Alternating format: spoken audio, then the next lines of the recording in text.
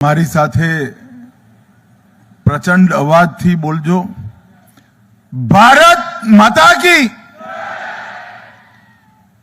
મંચ પર ઉપસ્થિત મહેસાણા સંસદીય ક્ષેત્રના લોકપ્રિય સંસદ સભ્ય શ્રીમાન હરિભાઈ પટેલ, માણસા વિધાનસભા ક્ષેત્રના ધારાસભ્ય શ્રી જે.એસ. પટેલ, આપણા રાજ્યસભાના સાંસદ શ્રી મયંકભાઈ નાયક, માણસા કોલેજના ટ્રસ્ટી શ્રી ડોક્ટર વી.એન. શાહ, બલરાજસિંહ ચૌહાણ, દેગામ મત વિસ્તારના ધારાસભ્ય અલ્પેશજી ઠાકોર, ગાંધીનગર દક્ષિણના ધારાસભ્ય બકાજી ઠાકોર, કલોલના ધારાસભ્ય, જિલ્લા પંચાયતના અધ્યક્ષ શ્રીમતી શિલ્પાબેન, નગરપાલિકા માણસાના અધ્યક્ષ શ્રીમતી જ્યોત્સનાબેન, મારા મિત્ર અને ભૂતપૂર્વ ધારાસભ્ય શ્રી અમિતભાઈ ચૌધરી, શ્રીમતી પ્રિયંકાબેન, અધ્યક્ષ તાલુકા પંચાયત, ભારતીય જનતા પાર્ટી ગાંધીનગર જિલ્લાના અધ્યક્ષ શ્રી અનિલ પટેલ, કલેક્ટર ગાંધીનગર શ્રીમાન મેહુલભાઈ, અને આજે આ કાર્યક્રમમાં ઉપસ્થિત સૌ માણસાના નગરજનોને રામ રામ, નમસ્કાર। મિત્રો, આજ મારા માટે પણ ખૂબ મહત્વનો અને એક પ્રકારથી યાદગાર દિવસ છે। જે ગામની અંદર હું જન્મ્યો, જે ગામમાં મોટો થયો, એ જ ગામમાં આજે લગભગ બધું ભેગું થઈ 267 કરોડ રૂપિયાના કામોનું આજે લોકાર્પણ અને ખાતમુહૂર્ત થઈ ગયું છે। માણસા મત ક્ષેત્ર એક પ્રકારથી ખૂબ મહત્વપૂર્ણ સ્ટ્રેટેજિક લોકેશન પર માણસા આવેલું છે અને એના સંપૂર્ણ વિકાસ માટે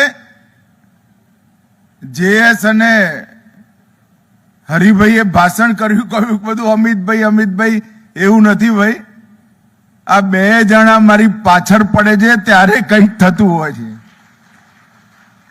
આ બંને તમારા ચૂંટાયેલા પ્રતિનિધિઓ જે.એસ. પટેલ અને હરિભાઈ, એકે અઠવાડિયું એવું નથી જતું કે કાગળ આવ્યો ના હોય અથવા ફોન ના આવ્યો હોય, ત્યારે આટલા કામો થાય છે।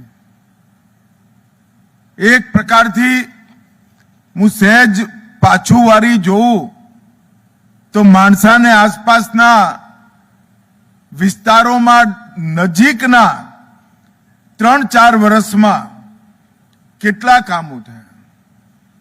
અંબોડ, અમે બધા નાના હતા ત્યારથી પિકનિક કરવા અંબોડ જતા। આપણું તીર્થધામ પણ ત્યાં આગળ 235 કરોડના ખર્ચે બેરેજની કામગીરી ગુજરાત સરકારે ચાલુ કરી। હું અંબોડ ગયો તો માના દર્શન પણ કર્યા, બેરેજનું ખાતમુહૂર્ત પણ કર્યું। માણસાવાળાને એવું થાય કે ભાઈ અંબોડમાં બેરેજ બને, ત્યાં પાણી ભરાય, એનાથી શું ફાયદો થાય? પણ અંબોડમાં બેરેજ બને ને અને પાણી જે જમીનમાં ઉતરે એ આજુબાજુના બધા જ ગામો, અંબોડથી માણસા સુધીના અને માણસાથી ગુજારિયા સુધીના અંબોડના બેરેજથી દરેક ખેડૂતે બોરમાંથી 2 પાઇપ દર વર્ષે ઓછી કરી નાખવી પડે એટલા પાણીના તર ઊંચા આવવાના છે. આ ફ્લોરાઇડ વાળું પાણી આપણી ભાવિ પેઢીના હાડકા, શરીર અને મગજની રચનાને એક પ્રકારથી પંગુ કરવાવાળું પાણી અને સાબરમતીનું નિર્મળ જળ જ્યારે અંબોડમાં ભરાઈ, ધરતીમાં થઈ, બોરમાં થઈ, ચકલીથી જ્યારે આપણા નાના બાળક જોડે આવે ને ત્યારે આપણી આવનારી પેઢીના આયુષ્યની અંદર ખૂબ મોટો ફરક પડે ભાઈ. એ જ પ્રમાણે 260 કરોડના ખર્ચે રામપુર માણસા મત વિસ્તારનો છેડો, ત્યાં આગળ બીજો બેરેજ અને પછી આગળ ગાંધીનગરમાં ત્રીજો બેરેજ. તો ગાંધીનગરથી મવડી સુધી આખો સાબરમતીનો પટ 12 મહિના પાણીથી ભરાઈ રહે એવી વ્યવસ્થા આપણે કરી છે. ધરોઈ કમાન્ડ વિસ્તારમાં નર્મદાનું પાણી ગામડાઓ સુધી પહોંચાડવાની વ્યવસ્થા લગભગ 250 કરોડના ખર્ચે માણસામાં નવી સિવિલ હોસ્પિટલ બને. હું 5મા ધોરણમાં આરબીએલડીમાં ભણતો હતો ત્યારથી સામે સિવિલ જોતો હતો. પેટ્રોમેક્સમાં ઓપરેશન થતા એ મેં જોયા છે અને દિવસોના દિવસો સુધી લાઇટ જતી રહે એવી વ્યવસ્થા જોઈ. હું માણસાના નાગરિકોને કહેવા માંગુ છું કે આ 245 કરોડ 250 કરોડના ખર્ચે તમે હોસ્પિટલ બની જવા દો. 11 માળની હોસ્પિટલ છે અને 2030 પછી કોઈ પણ ઓપરેશન કરવા માટે કોઈએ માણસાની બહાર ગાંધીનગર સુધી પણ નહીં જવું. અને એટલું જ નહીં, આ હોસ્પિટલની સાથે માણસા, વિજાપુર અને ગોઝારિયા આ ત્રણેય ક્ષેત્રોના બધા જ પીએચસી, સીએચસી નું જારું આખું ગુંથી આ સમગ્ર પંથકના નાગરિકોની આરોગ્યની સુવિધા થાય. અને સરકારે કંઈ નથી કરવાનું આમાં, પણ મેં સંકલ્પ કર્યો છે કે હું અહીંયા જન્મ્યો, અહીંયા ભણ્યો, અહીંયા મોટો થયો. આ હોસ્પિટલ બન્યા પછી આજ કોલેજના સંકુલની અંદર મેડિકલ કોલેજની શરૂઆત પણ આપણે હોસ્પિટલ જોડીને કરવાના. એની પણ બધી જ પ્રકારની વ્યવસ્થા પૂરી થઈ ગઈ છે. પરંતુ જ્યાં સુધી હોસ્પિટલ પૂરી ના થાય, મેડિકલ કોલેજની માન્યતા આપણને મળે નહીં, એટલા માટે જ બાકી છે. મિત્રો, માણસાનો વેપાર વધારવો હોય, માણસાની અંદર અવર જવર વધારવી હોય તો રોડ રસ્તા સારા થવા જોઈએ. 110 કરોડના ખર્ચે માણસાથી કલોલ 4 લેન હાઈવે આપણે પૂરો કરી નાખ્યો. 80 કરોડના ખર્ચે માણસાથી ગાંધીનગર 4 લેન હાઈવે પૂરો કરી નાખ્યો અને 110 કરોડના ખર્ચે માણસાથી પીલવઈ હાઈવેની કામગીરીની આજે શરૂઆત કરી અને 100 કરોડના ખર્ચે બાલવાથી ગોઝારિયા સુધીનો ગાંધીનગર વાળો આપણો રસ્તો અને ત્યાંથી ગોઝારિયા સુધીનો 100 કરોડના ખર્ચે 4 લેન રોડ પતે એટલે માણસાના બધા જ રોડ 4 લેન રોડ બને. માણસાની અંદર રેલવે લાવવાનું કામ પૂરું થયું. એક અદ્યતન સ્પોર્ટ્સ સંકુલ, આજે મને ખરેખર હૃદયને આનંદ થાય એવું સ્પોર્ટ્સ સંકુલ, એનું આજે લોકાર્પણ થયું છે. હું ભૂમિપૂજન કરવા આવ્યો ત્યારે હર્ષભાઈને કહ્યું હતું કે ભાઈ કાળજી લઈને સ્પોર્ટ્સ સંકુલ બનાવજો, મારા ગામનું સ્પોર્ટ્સ સંકુલ છે.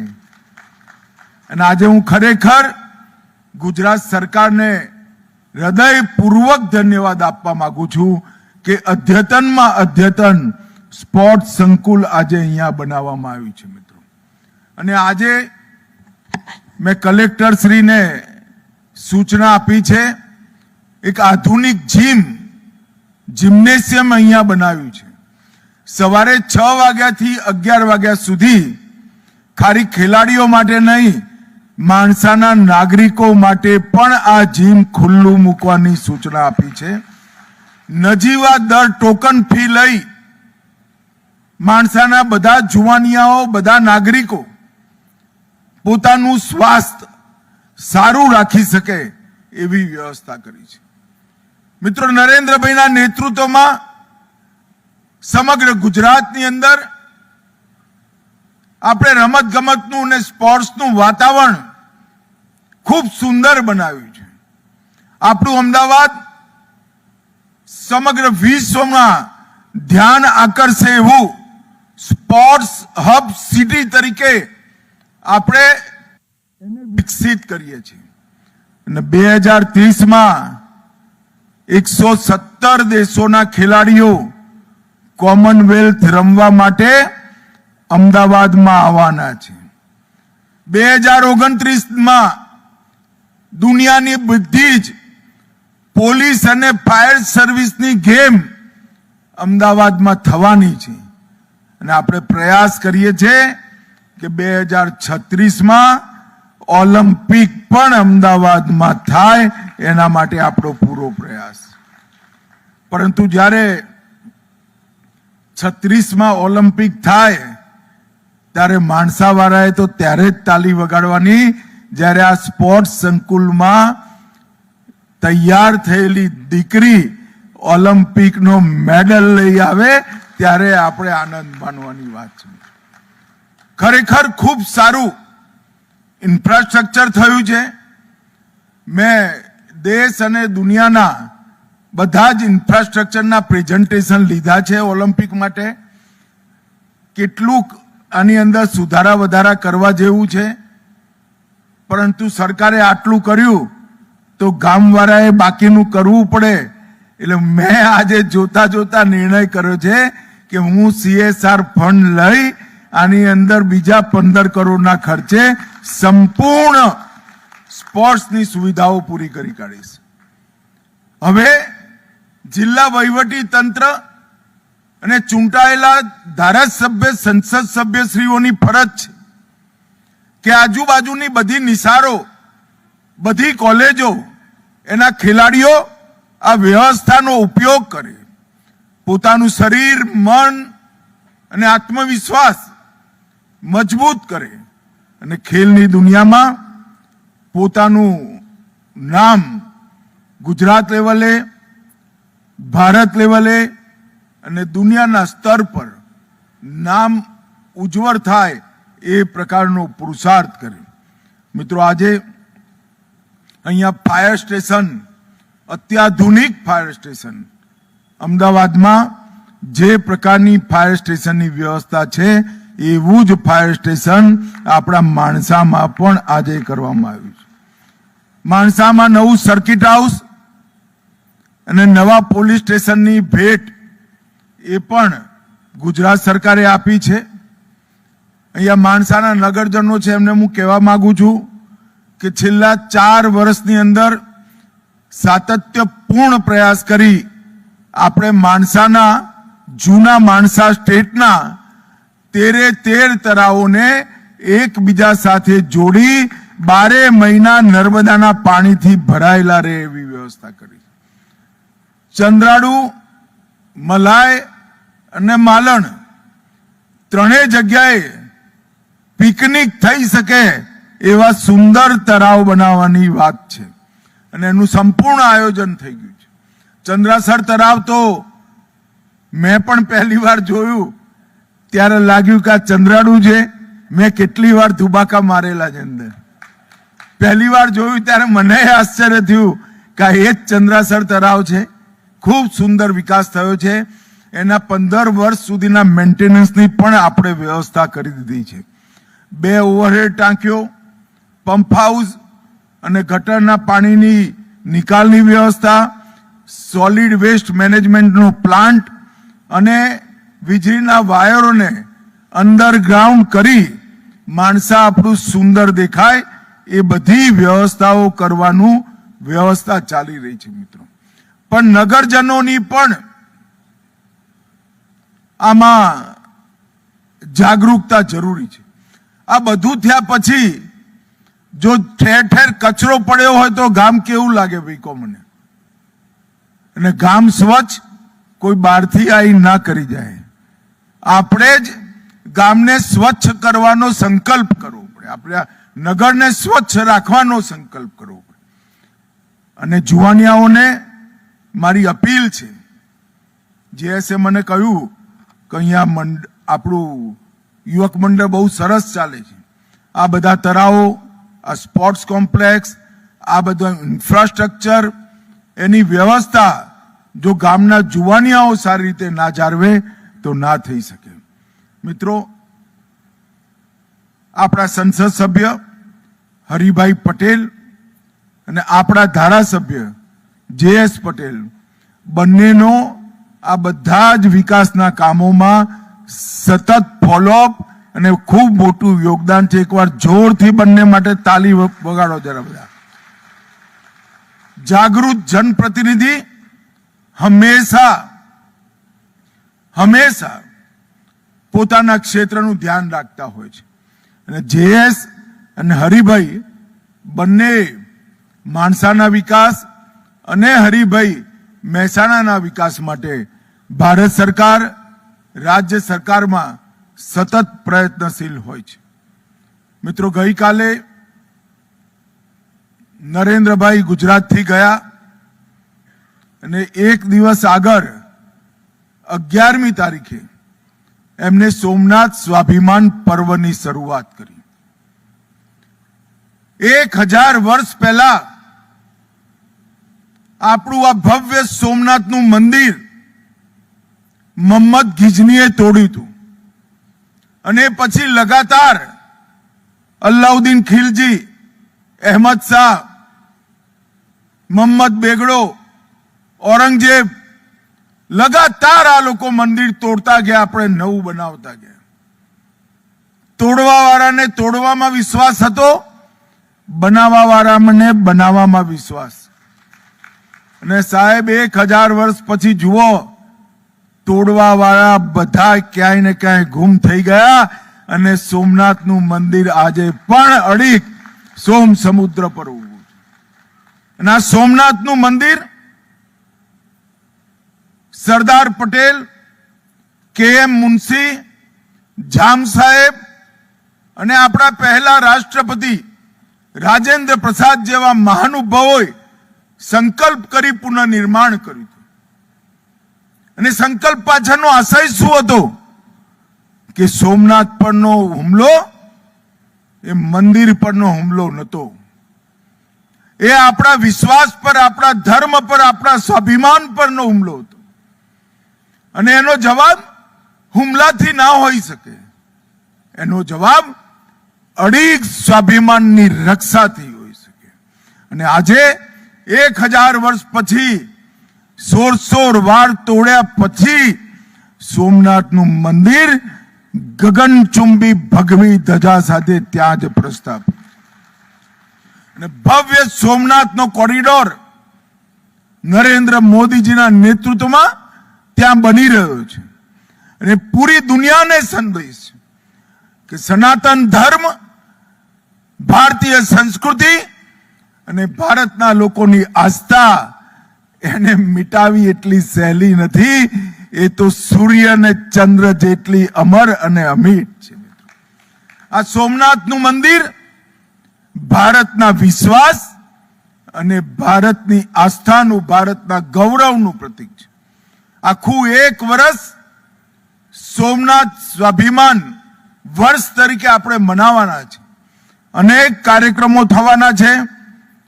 ભારતની આત્માને ઝંઝોળવા માટે, ચેતનાને જાગૃત કરવા માટે અને સનાતન ધર્મની જડોને પાતાળ સુધી, ઊંડે સુધી લઈ જવા માટે આ સોમનાથ સ્વાભિમાન વર્ષ આપણા સૌ માટે મહત્વનું છે. હું આપ સૌને વિનંતી કરું છું કે સમગ્ર દેશમાં દરેક ગામથી લઈ દિલ્હી સુધી આપણે કાર્યક્રમનું આયોજન કરવાના છે. આપ સૌ એની જોડે જોડાજો. મિત્રો, નરેન્દ્રભાઈએ 11 વર્ષમાં આપણા અર્થતંત્રને 11મા નંબરથી 4થા નંબર સુધી પહોંચાડી દીધું. 2014માં આપણું દેશનું અર્થતંત્ર 11મા નંબર પર થયું દુનિયામાં, આજે 4થા નંબરે છે. અને 2027 ડિસેમ્બર પહેલા દુનિયામાં 3જા નંબરે આપણે આવી જવાના છે, 3જા નંબરે. પરંતુ 2047માં ભારતની જનતાએ એક સંકલ્પ કર્યો છે કે 2047માં જ્યારે દેશની આઝાદીની શતાબ્દી મનાતી હશે એ વખતે એવા ભારતની રચના કરવી કે દરેક ક્ષેત્રની અંદર ભારત સમગ્ર વિશ્વમાં 1 નંબર પર હોય એવા ભારતની પૂર્ણ વિકસિત ભારત એની રચના કરવાનું કામ, એનો પાયો નાખવાનું કામ આપણા નેતા નરેન્દ્રભાઈએ હાથમાં લીધું છે. મને વિશ્વાસ છે કે આ 25 વર્ષ 75 વર્ષથી 100 વર્ષ સુધીના એ ભારતના યુવાનોના વર્ષ છે. ભારતના યુવાનોએ પોતાના પુરુષાર્થથી, પોતાની મેઘાથી અને પોતાના હિંમતથી દુનિયામાં સર્વોચ્ચ સ્થાન પર દેશને લઈ જવાનો છે. માણસા, ગુજરાત, આપણે સૌ એના હિસ્સેદાર બનીએ એવી મારી અભ્યર્થના. ફરી એકવાર જે લોકોએ, વિશેષ કરી ભૂપેન્દ્રભાઈ પટેલ, વડાપ્રધાન નરેન્દ્રભાઈ, ભારત સરકાર અને ગુજરાત સરકાર અને અમારા બંને ચૂંટાયેલા પ્રતિનિધિઓ ધારાસભ્ય જે.એસ. પટેલ અને હરિભાઈ, એમને આ ગામના વિકાસ માટે, નગરના વિકાસ માટે જે કંઈ કર્યું છે એના માટે માણસાના નાગરિક તરીકે હું હૃદયપૂર્વક સૌનો આભાર માનું છું. મિત્રો, અને આપણે એક સુંદર નગર, સુંદર મ્યુનિસિપાલિટી આપણી માણસાની બને. હવે મ્યુનિસિપાલિટીનો દરજ્જો પણ વધાર્યો છે એટલે સુવિધાઓ વધવાની છે, તો આપણે સૌ એને જાળવીએ એ જ અભ્યર્થના. વંદે માતરમ. ભારત માતા કી જય.